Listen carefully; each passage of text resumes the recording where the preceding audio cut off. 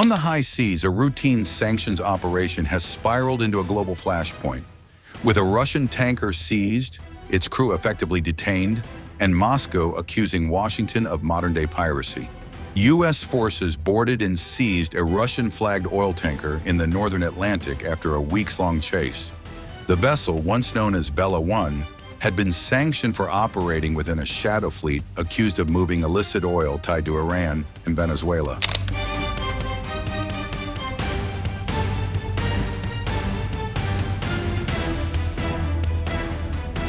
But this wasn't a quiet interception.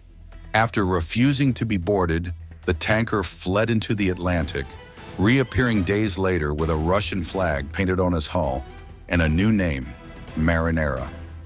U.S. officials say Russia then moved naval assets, including a submarine, to protect the ship, raising the risk of a direct confrontation between nuclear powers.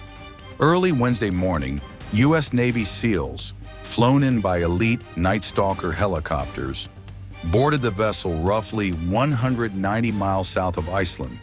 Within minutes, Russia's transport ministry said it had lost contact with the ship and its crew.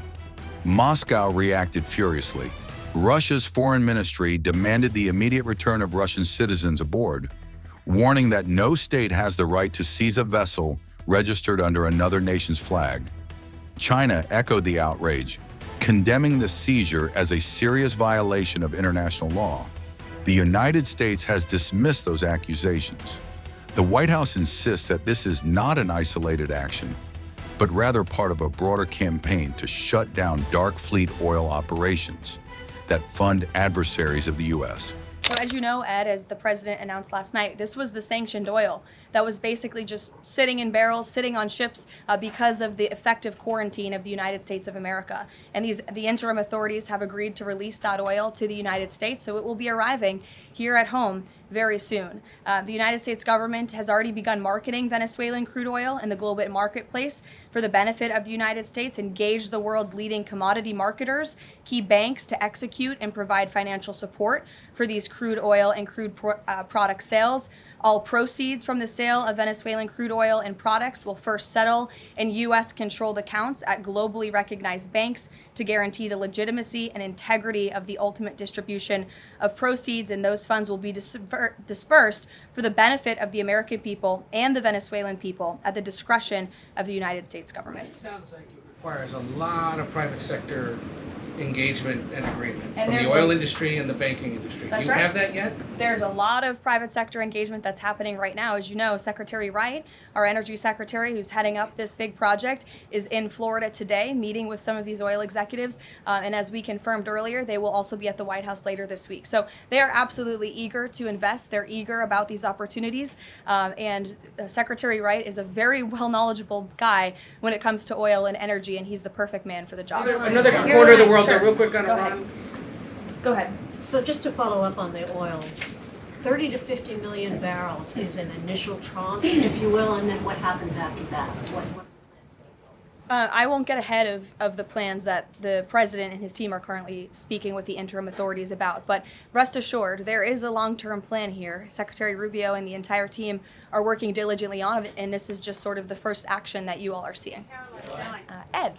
Thanks, Caroline. So in order to get these oil companies to invest billions in Venezuela, how will the U.S. reassure that their workers will be safe in Venezuela? Could there be troops involved? At this point in time, as you know, there are no troops on the ground in Venezuela.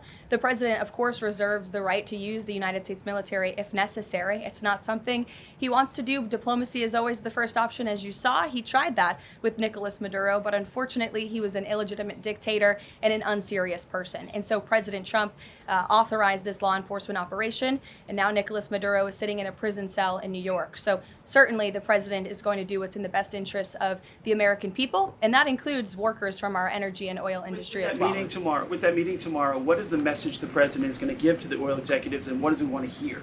Well, the meeting is on Friday, and it's just a meeting to discuss, obviously, the immense opportunity that is before these oil companies right now. Stephen. Thank you, Caroline, and congratulations again. Thank you. The New Yorker had a story yesterday on the vice president, and it questioned his, quote, notable absence on Venezuela. And the subheadline asked, was the vice president's exclusion from the operation in Venezuela an expression of his anti-interventionist ideology or political calculation? Would you be able to discuss the vice president's role in Venezuela policy? I did see that report in the New Yorker, and quite frankly, I laughed out loud because it's very clear it's a fake report that's trying to sow distrust and division amongst the president and his team. Let me just be very clear. The vice president has been involved in all policy. He is the right-hand man of the president on all policy matters, including Venezuela policy. He was, of course, read in and deeply involved in this operation from the very beginning.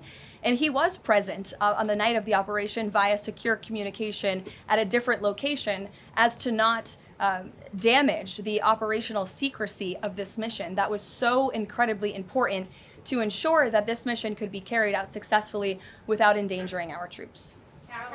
Sure. The U.S. seized a tanker recently. Russia specifically asked the United States not to seize that tanker. Does this action risk a larger conflict with Russia? I believe you're referring to the Bella 1 tanker that was seized this morning. The Department of Justice and the Department of Homeland Security, in coordination with the Department of War, did announce that seizure this morning for violations of U.S. sanctions. I've spoken about the enforcement of our sanctions policy at the podium prior to the new year, and this administration is going to fully enforce the sanction policy of the United States. The vessel this morning was seized in the North Atlantic pursuant to a warrant issued by a U.S. federal court after being tracked, and this was a Venezuelan shadow fleet vessel that has transported sanctioned oil, and the United States of America, under this president, is not going to tolerate that. I would also just add the vessel had a judicial seizure order in the crew, so that means the crew is now subject to prosecution for any applicable violation of federal law, and they will be brought to the United States for such prosecution if necessary. Kelly. Caroline, Happy New Year to you. Thank you. You I'd too. like to talk to you about a couple of things real quickly. The first question about the Venezuelan people. As you know, there's some 8 million Venezuelans here, some of them celebrating in the streets. There are Venezuelans on the ground who are concerned about their safety. What does the Trump administration, what is it doing to actually help people in Venezuela understand that they will be secure throughout this transition?